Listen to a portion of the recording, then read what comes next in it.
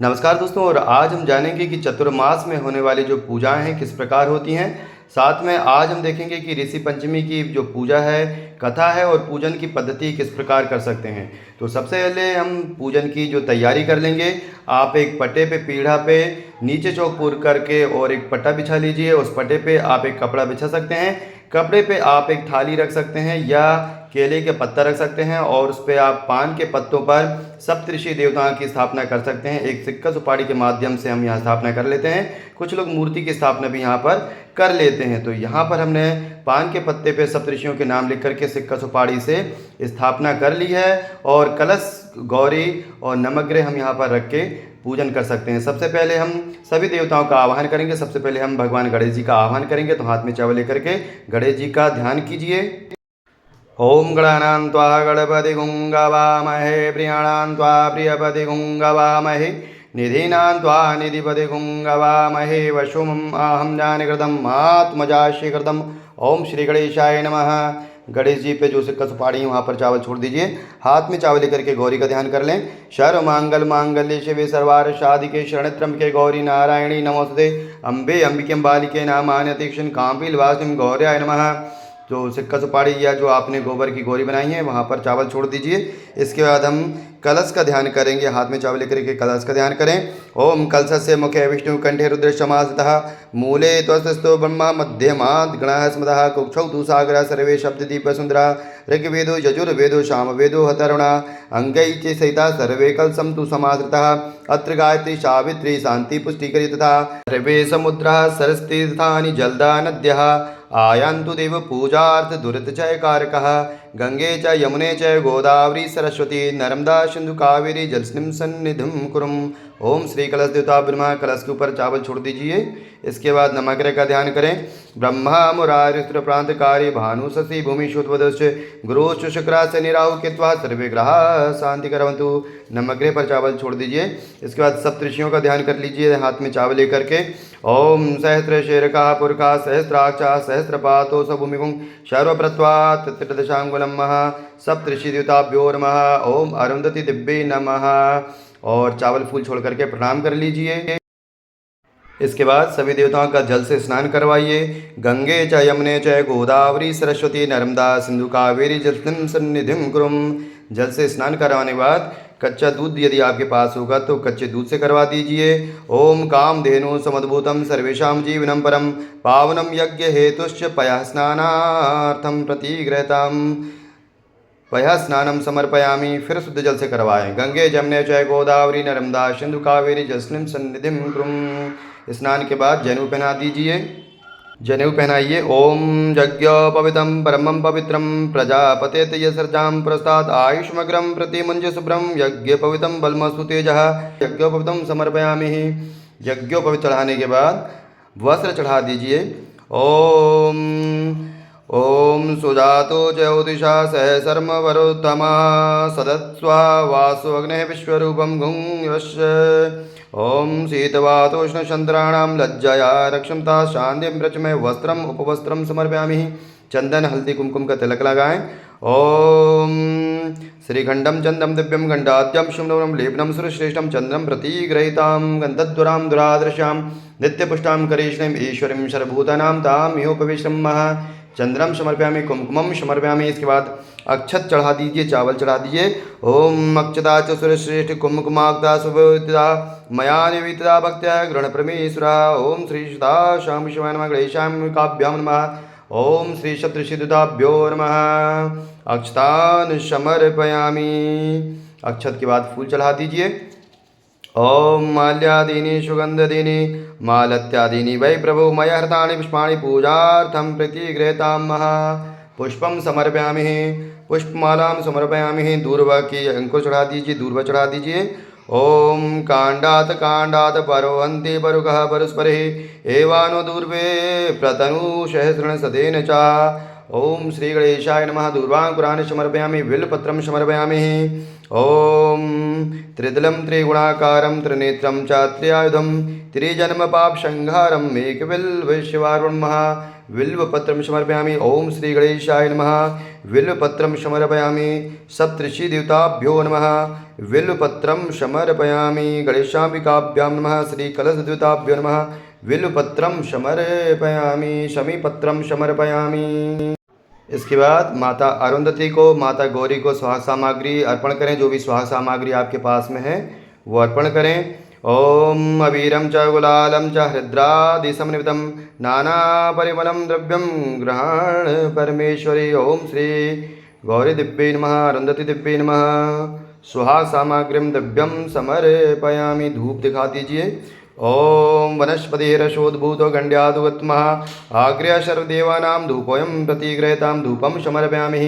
दीपक दर्शा दीजिए। चंद्रमा मनसो जाचक्षुः सूर्यो जातः श्रोत्राद्वायुष्य प्राणसमुखा जाता धूपम दीपम समर्पयामि। हाथ धो लीजिए थोड़ा सा दीपक दर्शाने के बाद। अब नैवेद्य अर्पण करना है। जो पकवान है, मिष्ठान है, उसका नैवेद्य लगाइए। नाभ ओम नाभ्या आशीदन्तरिक्षगुं शीर्ष्णोद्योः संवृतत् पद्भ्याम्बूमृदिशः श्रोत्रा तथा लोकान् कल्पयन्नः। ओम प्राणाय स्वाहा अपानाय स्वाहा समानाय स्वाहा उदानाय स्वाहा व्यानाय स्वाहा। नैवेद्यम निवेदयामि। जलम आचमनीयम। नैवेद्य के बाद फल चढ़ा दीजिए। ओम इदं फलं मया देवं स्थापितं पुरस्तौ तव में तेन में सफलावाप्तिर्भवे जन्मने जन्मने ऋतुफलम समर्पयामि। इसके बाद लौंग इलायची चढ़ा दीजिए। तांबुल पान हो तो पान चढ़ा दीजिए। ओम यतपुरुषेण हविगः देवा यज्ञमदन्वदो वसंतो शासिदाजम्मः ग्रीष्यतमः सरदवि तांबूलम पूंगीफलम समर्पयामि। इसके बाद दक्षिणा से नारियल भेंट कर दीजिए और जो कुछ मनोकामना है उसको पूर्ण होने के लिए नारियल में दक्षिणा रखें और नारियल जो है वो भगवान को भेंट कर दीजिए। ओम हिरण्यगर्भगर्भस्थं हेम बीजं विभावसो अनंत पुण्यफलमता शांतिं पृच्छमे नारिकेलफलं सिद्धं हिरण्य दक्षिणां समर्पयामि। नमस्करोमि। हाथ जोड़ करके प्रणाम कर लीजिए और नमस्कार कर लीजिए। ओम विघ्नेश्वराय वरदाय सुरप्रियाय लंबोदराय सकलाय जगत्ताय नागाननाय यज्ञ विभूषिताय गौरीसुताय गणनाथ नमो नमस्ते। बोलो गणेश भगवान की जय। सप्तऋषि भगवान की जय। हाथ में फूल चावल लेकर के और कथा का श्रवण करना है। बोलो सप्तऋषि भगवान की जय। राजा सुतिष्ठ ने कहा कि हे पितामह, मुझे ऐसा व्रत बतलाइए कि जिससे समस्त पापों का नाश होवे। तब ब्रह्मा जी ने कहा, राजन, मैं तुम्हें व्रत बतलाता हूँ जिससे तुम्हारे समस्त पापों का विनाश हो जाएगा।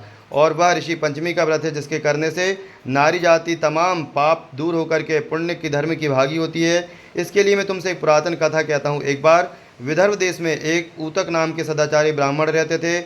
उनकी पतिव्रता नारी सुशीला से एक पुत्री और एक पुत्र का जन्म हुआ। पुत्र स्वभूषण ने वेदों का सांगोपांग अध्ययन किया। कन्या का भी समयानुसार एक सामान्य कुल में विवाह कर दिया गया, परंतु विधि के विधान से वह कन्या विधवा हो गई तो अपने सतीत्व की रक्षा के लिए अपने पिता के घर में ही रहने लगे। ब्राह्मण परिवार गंगा तट पर कुटिया बना करके रहता था और ब्राह्मण बालकों को विद्या अध्ययन कराने लगा।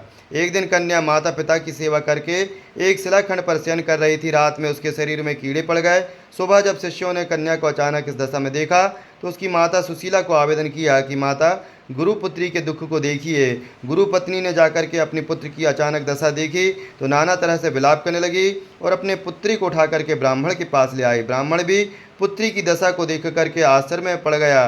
तब ब्राह्मण ने ब्रह्मा जी से हाथ जोड़ करके निवेदन किया कि हे भगवान, क्या कारण है कि इस पुत्री के सारे शरीर में कीड़े पड़ गए हैं। तब भगवान ने ध्यान देखा तो पता चला कि वह पुत्री जो 7 जन्म पहले ब्राह्मणी थी, तब एक दिन रजस्वला होते हुए भी घर के तमाम बर्तन भोजन सामग्री छू ली और ऋषि पंचमी के व्रत को अनादर से देखा। उसी दोष के कारण इस पुत्री के शरीर में कीड़े पड़ गए। क्योंकि रजस्वला नारी जो होती है प्रथम चांडालनी और दूसरे दिन ब्रह्मघातनी, तीसरे दिन धोबिन के समान शास्त्र दृष्टि से दोषी मानी जाती है। तुम्हारी कन्या ने ऋषि पंचमी व्रत को जो अपमान के साथ दर्शन किए हैं, इसी के कारण इसका जन्म ब्राह्मण कुल में तो हुआ, परंतु इसके सारे शरीर में कीड़े पड़ गए। तब सुशीला ने कहा, महाराज, ऐसे उत्तम व्रत का आप विधान बतलाइए कि जिससे संसार के प्राणी मात्र इस व्रत से लाभ उठा सके। ब्राह्मण बोले, हे सधर्मणि, यह व्रत भादों के शुक्ल पक्ष की पंचमी को धारण किया जाता है। पंचमी के दिन सुंदर नदी में स्नान करके और इस व्रत को धारण करना चाहिए। शाम के समय सप्त ऋषियों का पूजन विधि विधान से करना चाहिए। भूमि को शुद्ध गोबर से लीपकर उस पर अष्टदल कमल बना करके नीचे लिखे सप्त ऋषियों का स्थापन करें। सप्त ऋषि हैं महर्षि कश्यप, अत्रि, भारद्वाज, विश्वामित्र, गौतम, जमदग्नि, वशिष्ठ महर्षि की स्थापना करें और उनका आचमन, स्नान, चंदन, धूप, दीप, नैवेद्य आदि से षोडशोपचार विधि से पूजन करें और व्रत सफल होने की कामना करना चाहिए। इस व्रत को करने के पश्चात उसका उद्यापन भी विधि विधान से करना चाहिए। चतुर्थी के दिन एक बार भोजन करके पंचमी के दिन व्रत आरंभ करें। सुबह नदी जलाशय में स्नान करके गोबर से लेप करके सर्वतोभद्र चक्र बनाकर उस पर कलश स्थापन करें। कलश के कंठ में नया वस्त्र बांधे पूजन सामग्री एकत्र करके अष्ट कमल दल पर सप्तऋषियों की स्वर्ण की प्रतिमा स्थापित करें। फिर षोडशोपचार विधि से पूजन करके रात्रि को पुराण का श्रवण करें। फिर सुबह ब्राह्मण को भोजन दक्षिणा देकर के संतुष्ट करें। इस प्रकार इस व्रत का उद्यापन करने से नारी सुंदर रूप लावण्य को प्राप्त होकर के पुत्र पुत्रों से संतुष्ट होती है और अजय गति को प्राप्त करती है।